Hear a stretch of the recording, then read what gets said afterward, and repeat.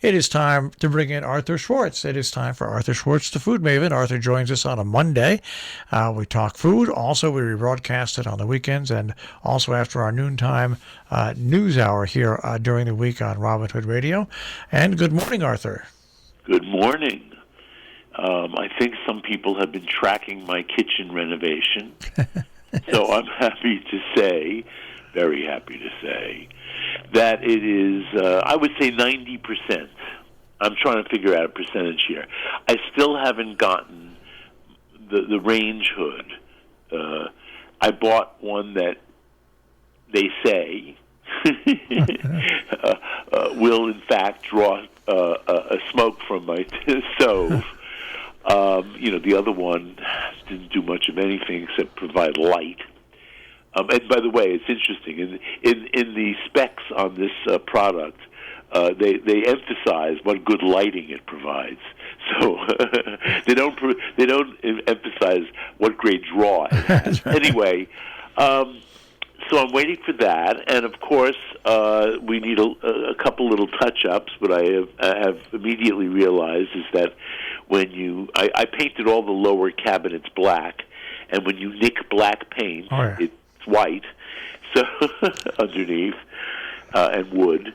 So I need to, I guess, keep handy a little touch-up paint. But no, it's and I must say it took me longer to put it back together than it did to take it apart. But I had to empty out the cupboards. I had to take it out. Don't ask. Okay. But I put it all back together. The painter left on late Thursday afternoon. He was supposed to actually stay until Friday, but his boss sort of nudged him out. He was a very difficult man, so I was for 4 days with him in the house all day long. It was walking on eggshells. You could not point out any little flaw. I mean, I didn't. I waited until he was done, and it reminded me of work I had done, got to be 40 years ago, when I lived in Tudor City in Midtown Manhattan. And Tudor City, my building was built in 1929, and I moved in whatever, 1980, something, and 80-ish. And nothing was straight. It was an old building, and we were hanging shades. And you had to do this by eyeball because measurements didn't count. And I kept saying to the workman, that's a little crooked. He said, I'm not finished yet. And then I would walk by again, and I said, it's still a little crooked. He said, I'm not finished yet. and then he came by, and I said it again, it's still a little crooked. He says, I'm finished, too late. So, anyway, it's finished, but it's not finished. And Nestor ended up being my friend. I wish I had such good management skills when I was actually a manager. But I did manage him through the week, and we did not have but one fight the first day when I realized who he was. And it looks great. I've tweaked here and there, I didn't put everything back exactly the way it was. Since I'm on a non-carbohydrate diet, I put the toaster in the closet, so that created some counter space. I have a new stove. I'm not sure it's working well. My appliance manager was on holiday for Passover, and he comes back to work today. We'll see what he says. But my test of the oven, the stovetop works great. And one of the reasons, it's a Thermador stove. Everybody wants to know, what did you buy? So I bought a Thermador. It's hugely expensive. I thought I deserved it, and I must say it is extremely handsome in my black cabinetry, stainless steel stove. I never had a stainless steel stove. It's not as hard to keep as I thought, clean as I thought it would be. Anyway, the top works great, and one of the reasons I bought a new stove, were numerous, was I wanted 5 burners on the top. Since I last bought a stove 11 years ago, they now make even basic residential, inexpensive, relatively stoves with 5 burners, if not 6, in the 30-inch stove. I only have 30 inches for a stove here. Anyway, the top works great, and my test of the oven is how I'm cooking bacon these days.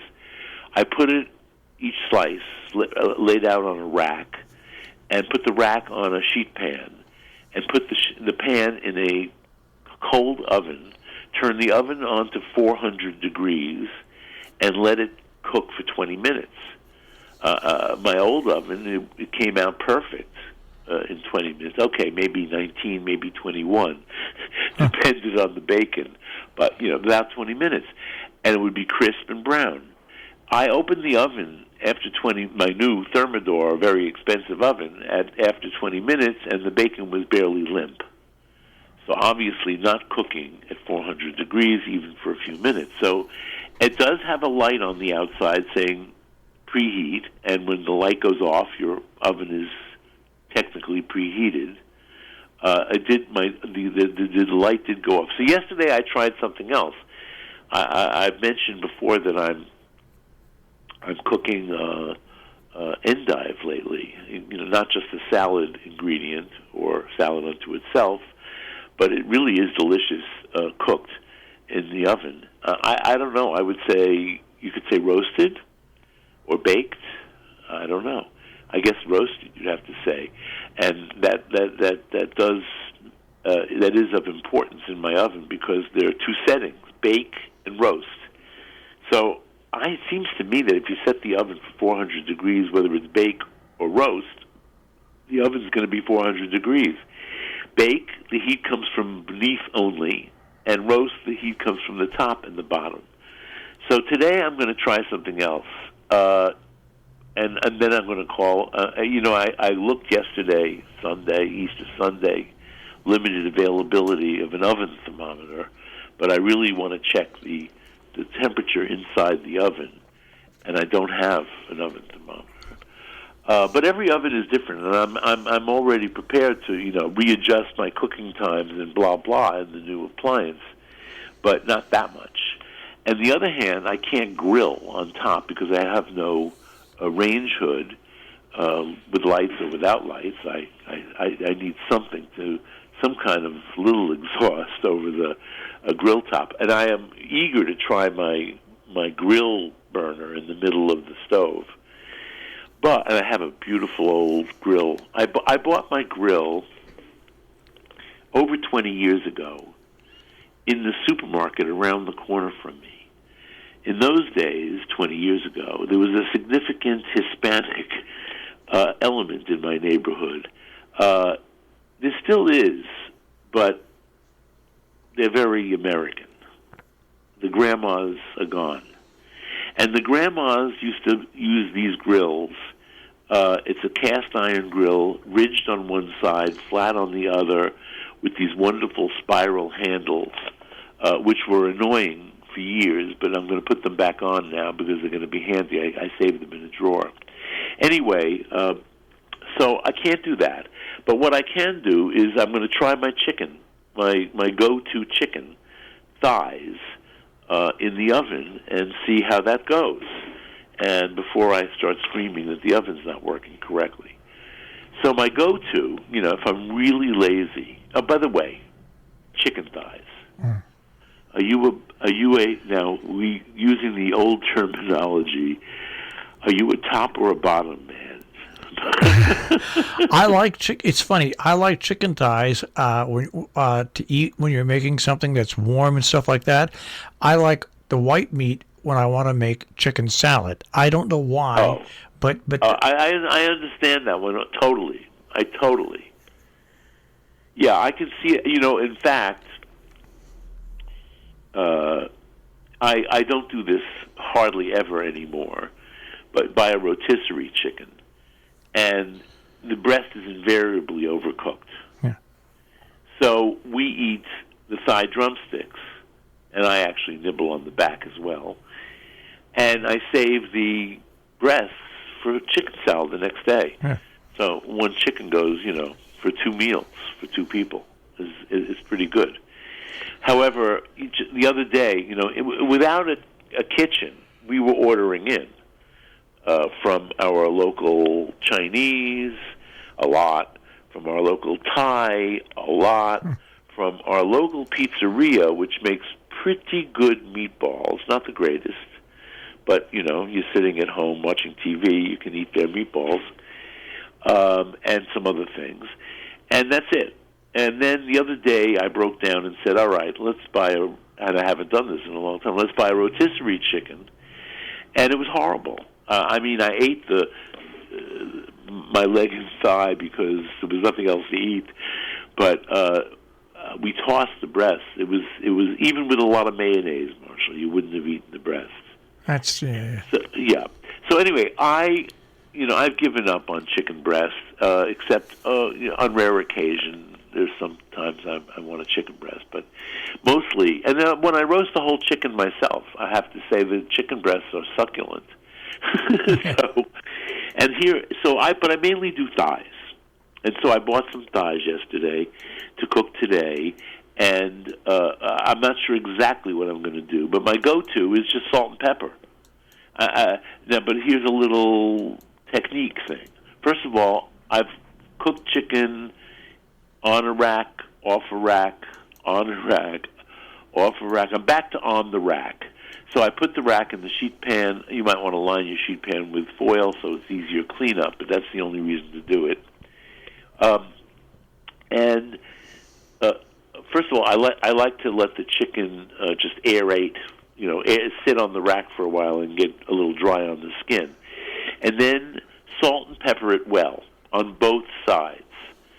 And now, if you really want to do it well and you have the patience, take your index finger and loosen the skin without taking it off, if you can do that, and sprinkle a little salt and pepper under the skin. Because otherwise, you're seasoning the bottom of the chicken and you're seasoning the skin of the chicken, but the meaty portion of the chicken doesn't really get any seasoning. So if you have the patience, do that. Salt and pepper, and my go-to is 450 degrees for 40 to 45 minutes. I left off an essential step. I brush every thigh only on the skin side once it's in place on my rack with olive oil. I pour a little olive oil in a little dish and I brush it on just to help the browning of the chicken. If you don't have, I happen to use extra virgin olive oil for practically everything, but certainly any oil will do in this case. And that's it. 450, 40 minutes to 45 minutes. Now, today, if my chicken is not, I'm going to do it on roast. I've decided that the roast setting is probably the effective setting for me. So I'm going to do that on roast. I don't know. Most ovens, you just turn them on or off. I, by the way, bought the simplest possible Thermidor, and it's not so simple. No, nothing is nowadays. It took us 2 days. I'm not joking. This is not exaggerating. Maybe it even was 3 days to figure out how to use the Thermidor dishwasher, which is also part of my package here. I've gone a stainless steel, and I would have replaced my refrigerators with stainless steel fronted whatever I got until I discovered that nobody makes, and I mean I have done heavy research here and called people, as well as done online research and called people, that nobody makes an under-the-counter refrigerator as well designed for residential use as the two that I have, which are made by a company called U-Line, the letter U, line, and they mainly make commercial refrigeration, not residential. And so these were designed with 2 shelves on the doors and a small freezer. So I actually have a lot of freezer space, given that I only have 2 small freezers, but there's 2. And I don't freeze very much. Right now there's a chicken in there, and this is pre-renovation chicken. And a rack of ribs, which I'm eager to make. and they go in a very low oven to start. So even if the oven's not coming up to snuff here, it's possible. I hope this is not the case, but it's possible it's not getting enough gas. stove. That's true. I'm glad to hear that. You know, I used to have an electric oven, and gas is so much better. Oh, I can't cook. I mean, I did cook when I was forced to in my youth on an electric stove. Yeah. I mean, my real youth, my mid-20s, on my own. But no, gas is... Yeah. And also, I must say, the top part of this stove has a lot of gradations of heat. Last night I made asparagus and scrambled eggs. And I always start on high heat and then reduce to very low. And the burner I was on, there are 5 now, and they're all different. So I have to figure all that out. But the burner that I was, playing with last night went it really was so low. Even though it didn't look low, it really was very low, and it goes very high. So I'm happy about that. But so it's getting enough gas for the top. But we'll see. I'm not, you could hear in my voice, I'm not stressed about this because it's a brand new stove. It's under warranty. I have extended warranty, and I have a very reliable dealer. So I'm not concerned. Anyway, so chicken. But back to chicken. So that's my go-to, salt and pepper. However, taking a cue from my grandmother and a lot of old Jewish women of my day, and now I have to say my nephew, and this is his go-to for chicken, in the oven like this, thighs, a rub of paprika and crushed garlic. I see. My grandmother used to do that. Yeah, that's what I use. Yeah. Yeah, I mean, really. Yeah, it's amazing. It's an amazing combination. And nowadays there are so many different paprika. You can even alter the flavor of your chicken depending on the paprika you use, or paprika. How do you say it? I say paprika, but that's because my grandmother was Hungarian. That's what. No, I say paprika too, but I've been corrected so many times I've gotten into the other thing. It's like endive and endive. You know, I'm now saying endive because endive sounds so pretentious. But anyway, so I guess paprika does too. Paprika. And you could buy smoked paprika. See, there I fall into it. You could buy just plain supermarket paprika, which I always said about the same thing with pre-ground white pepper. And if you want your food to taste Jewish, you have to store it next to the stove for at least a year before you use it. Now, I've learned over the many years that paprika, in fact, spoils quite easily. It's one of those ground spices that 6 months is optimum here. Beyond 6 months, make paprika chicken every night until you use it up.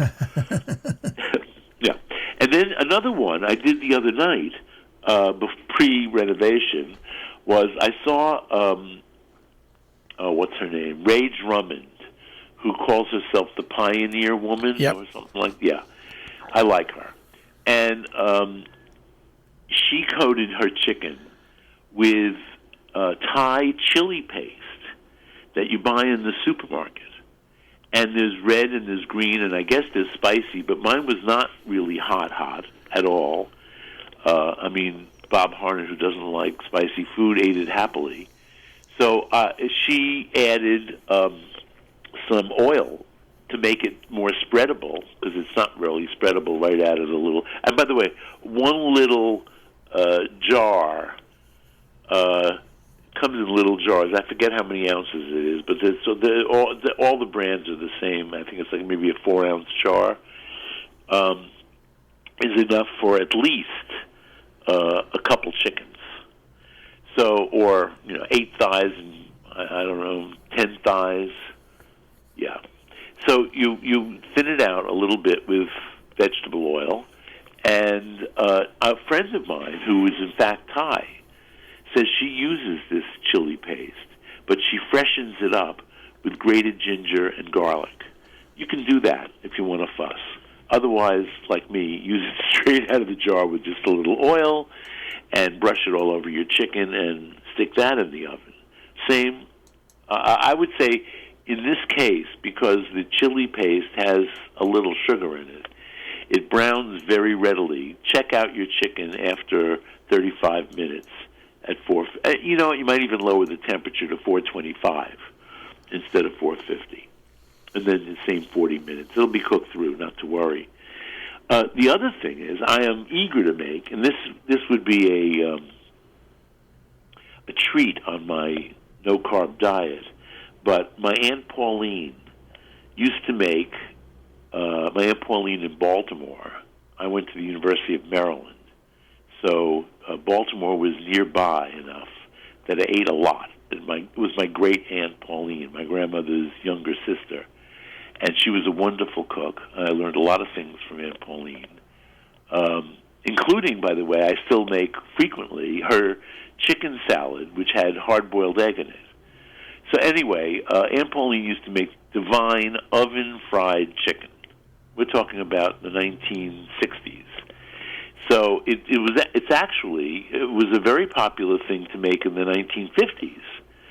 And my Aunt Pauline's oven-fried chicken was made with cracker crumbs. And I just this morning, just in passing and totally coincidentally, I think it was featured on the New York Times cooking newsletter thing you get nearly every day, written by Sam Sifton. He referenced the oven-fried chicken that Marion Burroughs, my old friend Marion Burroughs, had in the New York Times in 1985. So how long ago is that? 35 years ago. And, anyway, 35 years ago, if you read Marion, it was a novelty. In 1985, it was already a retro recipe in 1985, and I read some commentary on this Marion Burroughs recipe, and people were saying, "Well, I made it with panko. I made it with panko." So I'm not a panko guy, but I might actually have to try some panko crumbs to make this, and it has an inordinate amount of butter, which is why it became. Or in my aunt's case, no, my aunt did not use butter because she was kosher. So I'm not sure what I don't think she would have poured oil over it, but she might have. I don't know. You know what? I have my great Aunt Pauline's recipe somewhere. I should go look that up. And years later, the identical recipe was published by the Sterns. By Michael Stern and what's Michael's wife's name? I can't remember them. Anyway, they were early promoters of diner kind of road food. I think, in fact, one of their books is called Road Food. These books are totally out of date, but historic documents as far as I'm concerned. I wish I could remember her name. Anyway, they wrote a book of retro recipes back in the 80s. And there it was, this oven-fried chicken. So that's another chicken thigh recipe. I'm dwelling too long, I think. No, because you're right. I used to only eat fried chicken, the breast. The thighs, fried chicken thighs, are so much better. Oh yeah, come on. Yeah. And if you go to a good, I'm down on KFC. Oh, here's a little bit of trivia for everybody. Kentucky Fried Chicken was founded by the grandfather of Pamela Brown, the CNN anchor. She's a very pretty woman. She's on, I don't know when she's on. I think in the afternoons. Pamela Brown, she's an accomplished journalist. It's not like she's, just there for her looks. Yeah. But so Pamela Brown, the CNN anchor, is the Kentucky Fried Chicken heiress. Her father was the governor of Kentucky. I forget his first name, Brown. And her mother was Phyllis George, who was Miss America. Yeah. But in fact, if you look at some of the bios of Phyllis George, they don't even mention that she was Miss America because she was such an accomplished and important Kentucky businesswoman that's what gets mentioned in her obituaries. Isn't that interesting? Yeah, and she was also... And I always think Phyllis George, Miss America. But, of course, I don't live in Kentucky. She was also the first woman correspondent on sports for right. CBS. Yep, absolutely. Yes, and that is mentioned. So her mother, Phyllis, was extremely accomplished, as I imagine the daughter is, too, to be a CNN host. But anyway, I thought, in passing, I don't know how I even got... Oh, fried chicken. So she's the fried chicken heiress. Anyway, I don't make fried chicken. I buy fried chicken. And there's so many good places to buy fried chicken. It's like people say, how come you don't cook Chinese? I said, well, I can buy good Chinese. Yeah. So I never really learned how to make but a few Chinese dishes that are really homey and things that you don't even get in a Chinese restaurant. Oh, although one of my dishes is now made in one of my local Chinese restaurants. I just discovered this because we were ordering in so much, which is scrambled eggs with shrimp. I first ate this in Flushing. Of course, that's the epicenter of Chinese food in New York. It's enormous Chinese community, and other Asians as well. There are some very, very upscale Korean restaurants in Flushing. And when restaurants are a little more open, I think I may actually do that. I've been wanting to do that. So go to an upscale Korean restaurant in Flushing. But anyway, this is in a very simple place, not at all on the commercial strip of Flushing, but on a residential street. They make divine scrambled eggs and shrimp. So I've taught myself how to make not so divine, but good enough scrambled eggs and shrimp. And now my neighborhood restaurant has it, but it's if I ate it in the restaurant, it would probably be a lot better than delivered home. I have to give them that. So I probably, when the time comes, will go in there and try it in place. It's a $6.50 luncheon with soup and rice. And I don't even eat the rice. I miss rice. It's interesting. I'm missing rice more than I'm missing pasta. I don't know what that says about me as a person who used to say I couldn't live a day without pasta. It means you need a trip to Italy. Well, that's not happening real soon, you know? I know, but that's what and it means. And my kitchen used to be Little Italy. You know what? I still make some dishes, including chicken, by the way, with a sauce that normally would go on pasta. And I've learned to live without the bread for mopping it up, or the pasta or the rice for putting it on. And one of those is chicken thighs alla matriciana. I miss the sauce amatriciana, which is a tomato sauce with pancetta or guanciale, either one. I like pancetta, actually, but guanciale is the original. And a little onion and a little hot pepper. So I make a chicken saute on top of the stove, brown the chicken in a little, only a tiny bit of oil because the chicken itself gives off a lot of fat. Pour off most, but not all the fat. Just leave a skimming on the bottom. Add your pancetta. Let it render a little bit. And then add the onion and cook that until it's tender. Throw in a can of tomatoes, mash them up. Let it simmer for 2 or 3, 4 minutes, not much longer. And put your chicken back in the pan. Cover and skin side up. Don't pour the sauce over the chicken top. It makes it. It's going to get flabby anyway, but it looks a little better if you don't, unless you like it that way. Or you can baste it with the sauce, and that's it. And let it cook. Usually, the chicken will take, after browning, takes 7 or 8 minutes to brown. Another 30 minutes, and it's cooked. And I can make that without smoking up the whole house. And I have to say that when I woke up this morning, I made a list of apropos of this program. Right? I made a list of chicken thighs that I haven't gotten but halfway through one page. That's right. They're amazing. They're amazing what you can do with them. They really are. So it reminds me of when I was the food editor at the Daily News.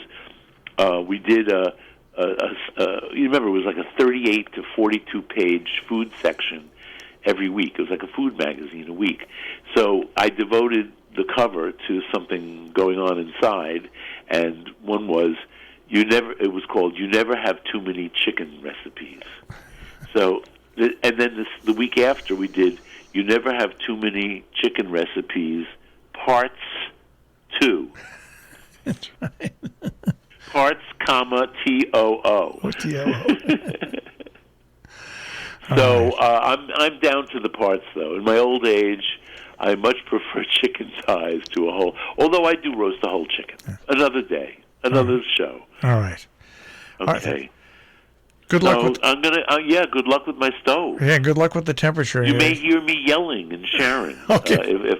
If they don't come through for me. All right. I'll speak to you next week. Bye. Take care.